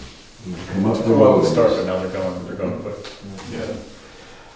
All right, well, why don't we try to bring in some hotel owners for the July meeting? Okay. If you want to list out who you, Let me, I'll be glad to take that up. okay, Take and that. I can help, just let me know. Yeah. I just don't want to leave anybody out. I'll put some thought to it the next couple of days. Okay. And get on to it. And specifically, the intention around this is just to see what their ideas are around. Yeah, I mean, whatever, I know they'll participate, because they're all struggling with the same issue, every single one. If it isn't a waiter, it's a bartender, it's housekeeping, it's a chef. When Ellie owned Wentworth Hotel, after Fritz died, she spent 70% of her time working on the restaurant. That's how difficult it was to, she'd be in there serving meals. Wow. How was the staff? So, they've all got the same issues, and there are issues, so. And the housing, short-term rental, I'm sure affects them significantly. It doesn't, it certainly doesn't. As a matter of fact, some of the housekeepers actually do only short-term rental housekeeping. My housekeeper up on, when I was on Juniper, she gave up doing, well, she didn't quit on me, but she quit all her other customers and just did condo short-term rentals. And there's an endless supply of it. I don't know, the place down there in Bartlett, Seasons, it's almost all short-term rentals. It's amazing. My buddy Charlie Plum, who lives down there, he says, I don't know a soul in the place. He's lived there for years. I know 3 different people that have moved within the valley, from one house to a different house in the valley, simply because they lost their neighborhood. And, you know, I mean, I'd say when I vacation myself, it's more often than not short-term rentals. It's in part because it inserts me into the community. Yeah. You know, I meet people, I get a better feel for the place I'm staying, you know. You're not forced to eat at a restaurant for every meal. Right, there's lots of those conveniences, but it's in part it's because I enjoy meeting the community Yeah. as best I can, you know, as a visitor. And a short-term rental helps with that to some degree. Yeah. But, you know, at the same time, it sort of destroys communities. It's a tricky balance. You know, and we're a tourist area, so, you know, it's how people like to, you know, it's where a lot of people like to stay, and so there needs to be some balance, I think. But it's a difficult cat to keep in the bag. Yeah. All right, so in June we have George Regan, and July we'll shoot for some hotel owners. I will continue looking into the landfill site, but if you know anything about it. You said- Landfill site? Didn't you say you were familiar with the old landfill? Oh, No. sorry. Maybe Ken. We talked about the. Landfill was Ken. Oh, okay, sorry. No, that came secondhand from Oh, a guy on the, what board is he on? Huntley? I mean, Appeals. Conservation, or ZBA. Yeah, ZBA. He used to be on the planning board. I guess keep pushing forward. I mean, there's lots of different stuff out there. I think, in my mind, we need to sort of do a little more kind of fact finding. Talk to. Yeah, I like the idea of researching Yeah. the housing thing. I'm gonna stay. Yeah. We should try and get a hold of Ann Peterson as well. Like I said, yeah, I spent some time on it, but it was just Too so much stuff. Yeah. I already emailed New Hampshire Housing and asked if they had printed reports available. Okay. I'll let you know, Okay. like in a couple of days. They said they'd get back to me on Monday in their SLA, so we'll see. Would you happen to know if Ann Peterson is friendly with Alice Proctor? I don't know. figure out a way to network there. Well, We have some friends that live there currently, so we can see if they. I mean, I know that she's pretty hands off. They don't interact that often, but they might be able to. They might be able to get a hold of her. I mean, I know her, I don't know her Yeah. well, we know each other. I did meet with her at one point. And, yeah, I just, try not to, push her too much. And so, I did email her, didn't get a response, but I think it's probably okay to give her a call. And Ann's funny, she will loudly proclaim that she does not do workforce housing. She does not do affordable housing. I'm like, Ann, you're charging half market rate. And more than half your tenants are AMC staff. That sounds a lot like affordable workforce housing to me. Great. No, I think what Ann, to be fair, what Ann really sees, her mission is to simply bring people into Jackson that she feels will be positive. Would be good for the town. Are there limitations with offering affordable housing that she doesn't want to be associated with? I remember you saying something like that too.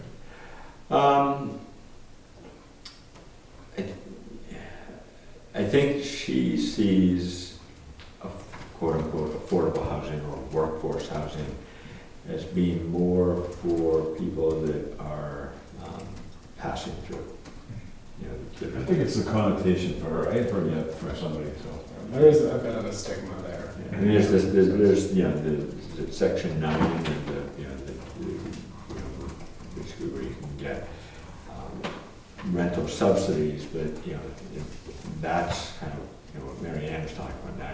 You're talking about the people that are desperate for housing, but at least in part because of their life context.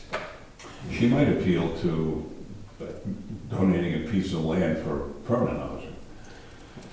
For a family.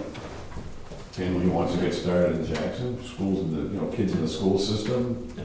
you know the story. Yeah. That might appeal to her. Yeah.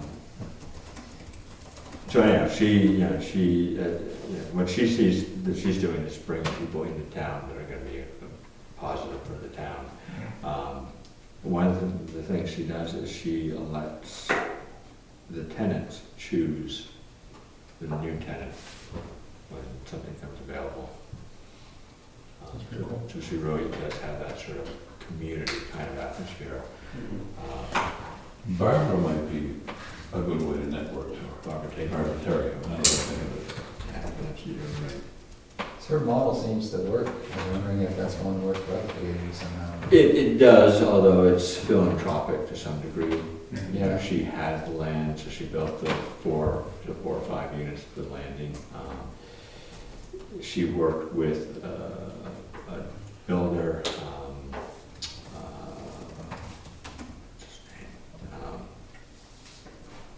She worked. I think a lot of the building was done very cheaply, Mhm. and they're very smartly built, small home kind of designs. But, in terms of what she gets out of it, the land investment isn't counted towards that. And I think she gets a very small amount. It's not, I don't think you could call it a profitable venture. It doesn't sound like she's doing it to be profitable. No. Right. I mean, honestly, I think that the setup she has would be a really solid Oh, yeah. community land trust Yeah, setup. I'd love to do For that. a family could easily afford. I mean, I think they're probably like 600 or maybe 700 square feet or so. The ones on the land, I think they're 800. Okay, yeah. Single bedroom with a loft. But it's not, it doesn't sound like it's meant to be like a 20-year perma home. It's, No, it's sort of the stepping stone. In fact, Right. there are, I know Margaret, there are at least a couple people that have gone from there and then gotten homes in Jackson. The other person, Jay Feenan, who owns the property across from my parents, he owns the old David Baker land, which is on the left-hand side on 16 as you're going north, just as you leave town. And he's been intending to do affordable housing, I think just wait for the building costs to come down. He's someone we should probably be talking to too, just at least to be coordinated with him. And he likes to do his own thing. And he actually rents, he has a cottage of sorts at his home, his home property that he rents out to Emily and Alex, who work for AMC. I don't know. It was close by me, I should know. Oh, wait a minute, I do know the guy. I know him. Not well. Super nice guy, Yeah. very active. Took me a while to place it, but now I know who he is. But all it takes is, somebody else to do it, Ann Peterson is doing it, that's another like 17 long-term residents. No, yeah, I'd love to replicate what she's doing. Yeah.